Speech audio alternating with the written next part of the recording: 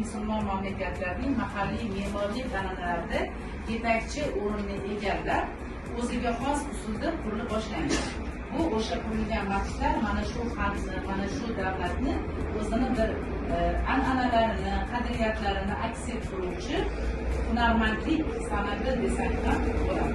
Hamda Markaziy Osiyoda dastlabki masjidlar Buxoro Arxivchida 713-yilda Xitoylik Muslim tomonidan mahalliy otashboq butxona o'rnida qurilgan.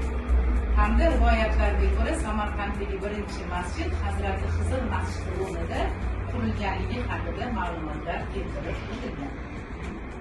Demak, madrasa haqida biz ko'p eshitganmiz, diniy kitoblarda o'qiganmiz, o'sha diniy o'sha o'zimizni tariximizdan ma'lumot beruvchi kinolarda, seriallarda ko'rgan bo'lishimiz mumkin. Demak, madrasa dars o'qitiladigan ta'lim muassasasi hisoblangan. Hamda bu yerda ma'ruza tinglanadigan joy ham hisoblanib kelingan. Madrasalarda 10 yoshdan 40 yoshgacha ilm toliblari ta'lim olganlar. Bu yerda o'sha talabalarning soni, ilm toliblarining soni 10 tadan 20 tagacha, ayrim vaqtlarda 30-40 ta, katta madrasalarda esa 100 tadan 150 gacha ilm toliblar tahsil olganlar. Madrasalarda to'liq kursni o'tib, tamomlash uchun talabalardan falsafa, huquq fanlariga oid taxminiy 137 ta darslik qo'llanma o'sha paytda qo'llanilgan, o'qitilgan hamda ilmiy toliblar mana shuni o'qib o'zlashtirishlari ana shu paytda nima qilingan ekan, talab qilingan ekan. Ularni yaxshilab o'qiysiz, o'zingizga yozib olasiz, yodlab olasiz, ertaga bo'lib testda sizga tushadi. Necha yil davomida? 23 yil davomida bo'lingan holatda vahiy sifatida kelganligi haqida xabardormiz.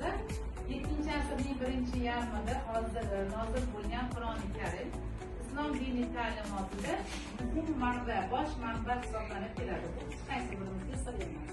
Qur'oni Karim Alloh taolo tomonidan payg'ambarimiz Muhammad alayhissalom 23 yil mobaynida sura, oyat tarzida farishta Jabroil alayhissalom orqali ilohiy vahiy sifatida arab tilida og'zaki nozil bo'lgan. Qur'oni Karimning oyatlari bir joyda emas, balki Makka, Madina, Toif, Juhfa, Baytul Maqdis, Hudaybiya kabi shaharlarida va Mino, Arofat, Badr, Uhud kabi tog'larda bo'lgan nozil bo'lgan. Qur'on Karim dunyo madaniyatining ulkan boyligi, barcha musulmonlarning muqaddas kitobi hisoblanib keladi. Arab tilida qanday ma'no bildiradi? Qiroat ma'nosini anglatadi. Qur'on boya o'rtoqingizga 30 pora, 114 sura, 6236 oyatdan, 77439 kalimadan iborat hisoblanadi. Qur'on kishilarni nimaga chaqiradi? Insonparvarlikka, birodarlikka, tinch totuv yashashga, ezgulikka hamda bir-biriga yaxshilik qilishga undaydi. Hamda shuning uchun ham u katta axloqiy ahamiyatga ega. Shu munosabatdan ham katta axloqiy, tarbiyaviy ahamiyatga egaligi uchun ham biz pedagogika tarixi fanida bu Qur'oni Karimni nima bilyapmiz? O'rganyapmiz. Hamda Qur'oni Karimning umumbashariy qadriyat sifatida biz qabul qilganmiz. Qur'oni Karim islom aqidalari, e'tiqod va talablarini bizga nima beradi? Bayon etib beradi. Hamda huquqiy, axloqiy me'yorlari va tavsiflarini nima beradi? Ifodalaydi. Hamda yosh avlodni ma'naviy, ma'rifiy kamolotga oid fikrlar, qarashlar bilan ularning diniy ta'limotini, tarbiyaviy, ma'naviy jihatlarini o'stirib boradi bizlar. To'g'rimi? Peshonali hadislarni to'plash bilan shuhrat qozongan ajdodimiz Imom al-Buxoriy haqida kim qanday fikr bilyapti? Marhabo, qisqacha fikrlar eshitganmisiz?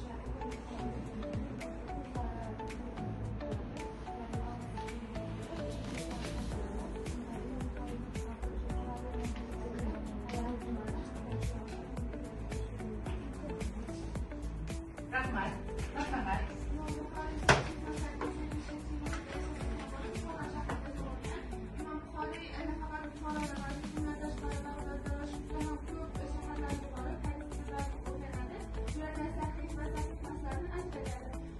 Buxoriy nafaqat hadislarni istalganlari, balki boshqa sohalarga doir ham 20 dan ortiq asarlar yozgan, tarixga doir asarlar bor, yana boshqa holatlar oid asarlar bor.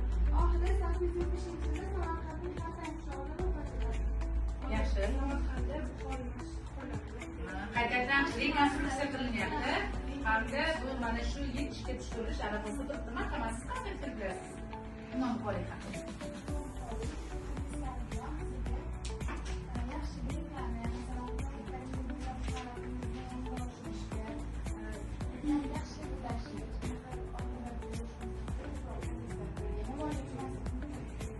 Yaxshi, rahmat. Siz-chi, siz nima deyapsiz?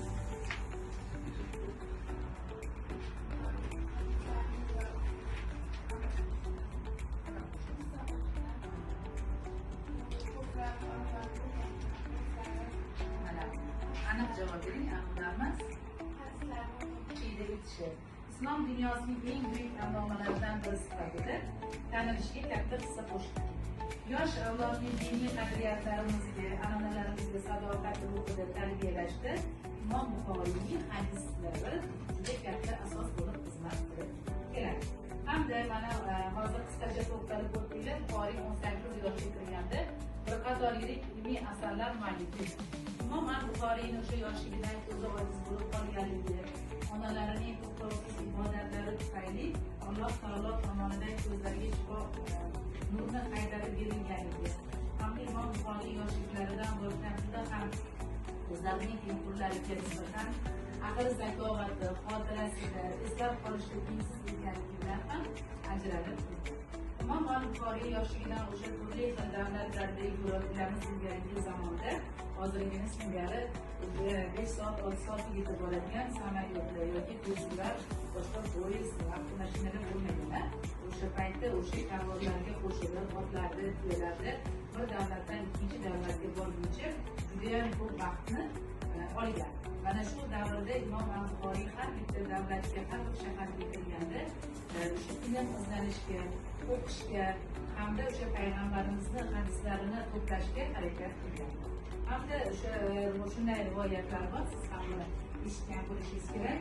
Darslar davomida o'sha dars tinglash jarayonida hamma ilmiy toliblar ustozdan eshitganini yozib, har bir ustoz aytayotgan gaplarini yozib yod oladigan bo'lsa, Imom Buxoriy ustozlaridan shunday eshitgan, bir marta eshitgan gapni xotiralarida so'zma-so'z eslab qolganliklarini ham mana shu rivoyatlarda, manbalarda keltirib o'tilgan. Hatto o'sha paytda shu ustozlarga yaxshi ko'rinmoqchi bo'lgan o'rtoqlari ustozga Imom Buxoriy kecham sizni darsingizda Qur'onda yozib o'tirmaydi, siz aytgan vazifalaringizni qilmaydi degan vaqtda ustoz Buxoriyni nima qilib ko'rarlar? Imtihon qilib ko'rganda ustozni bergan har bir ma'lumotini hech qanaqangi xatosiz, kamchiliksiz Imom Buxoriy yoddan gapirib berganliklarini ham ko'rishingiz mumkin. Bundan ko'rib turibmizki, o'sha har bitta eshitgan gaplarni xotiralarda saqlab qolganligi, bilimli, aqlli, zukko bo'lganligini ham bizga o'sha diniy ma'lumotlar, manbalar bizga guvohlik berib kelyapti.